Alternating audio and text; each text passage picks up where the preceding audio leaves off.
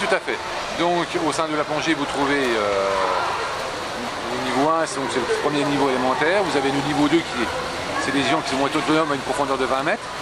Après vous trouverez le niveau 3 qui va être autonome à une profondeur de 40 mètres, voire jusqu'à 60 mètres. Après vous avez le niveau 4, lui le niveau 4 c'est plutôt un guide de palanquet qui va gérer tout ce qui est niveau 1, niveau 2, en fonction de la profondeur où il va aller. Et ensuite vous avez tout ce qui est monitorat fédéral qui sont eux sur une base de bénévolat. Et au-dessus vous avez les brevets d'État européens qui eux sont sous le titre de rémunération. Bon alors quel est votre rôle exact auprès de tous ces adhérents là? Il y a un rôle de conseil forcément? Donc mon rôle c'est déjà d'une part de les former, les différents niveaux qu'ils veulent atteindre. C'est aussi... Il leur apporter de l'oxygène quand ils ont besoin? Non, ça on leur enseigne.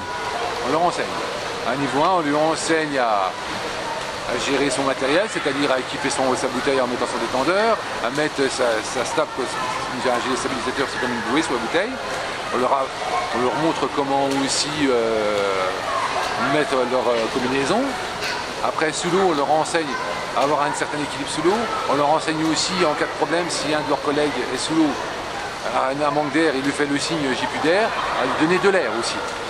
Aussi, on les enseigne à gérer le moindre problème pour aller voir le guide de palanquet. Donc c'est une personne qui vient encadrer les niveaux 1, aller le voir, avoir le réflexe de pouvoir l'aider, puisque lui, le guide de palanquet, gère le problème.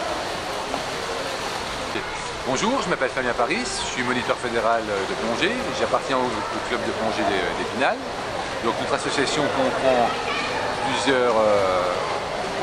plusieurs pôles de nage, donc la plongée, l'apnée, la nage avec palme et la plongée sportive.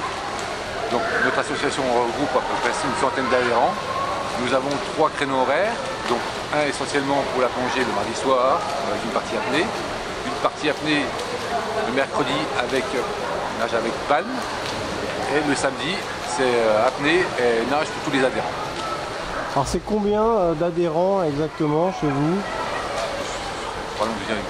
Une centaine d'adhérents, tout compris, donc apnée, plongée, nage avec palme et plongée sportive. Et les fréquences, quelles sont les fréquences de vos entraînements? Alors il y a 3 entraînements par semaine. Pour la plongée, c'est essentiellement basé le mardi soir. Pour la nage avec palme, c'est essentiellement le mercredi soir. Pour la plongée sportive, c'est le mardi soir. Et l'apnée, il y a 3 séances qui sont le mardi, le mercredi et le samedi. Donc c'est ouvert aux jeunes et moins jeunes quoi. Oui. Alors pour la plongée, on ouvre à partir de 8 ans. L'association a un encadrement qui est spécialisé pour les enfants. Et on prend des enfants, donc on prend une population qui va de 8 à 70 ans. Vous faites des compétitions? Comment ça se passe? Alors, en termes d'apnée, il y a des compétiteurs nationales. Sinon, plongée, non, c'est plongée loisir. Et maintenant, il y a la plongée sportive qui est au niveau de la fédération, qui est en train de se développer. Alors l'hiver, bien sûr, ici à la piscine Roger Goujon d'Épinal. Oui. J'imagine que l'été, vous faites ça peut-être en extérieur? Alors, pendant la période hivernale, comme l'eau est plus froide, pour essentiellement les plongeurs et les apnéistes, on s'entraîne en piscine ou en fosse. Donc on a amené à aller en fosse à Dijon, qui fait 20 mètres de profondeur. On va à Toul, on va aussi à Saint-Dié, qui font 10 et 12 mètres respectivement.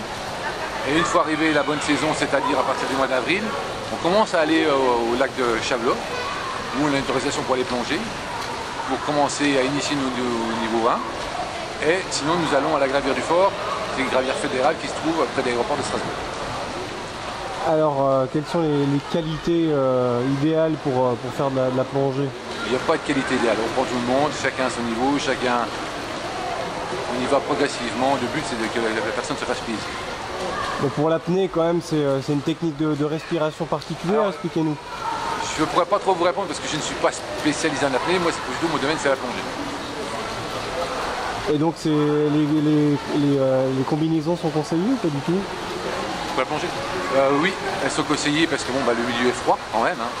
On va plonger au mois de mai, l'eau, elle est à savoir, elle est entre 15 et 18 degrés. Donc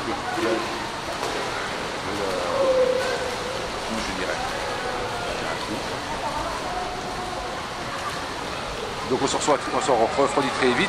Donc c'est pour ça qu'on met des combinaisons néoprène qui maintiennent notre température du corps.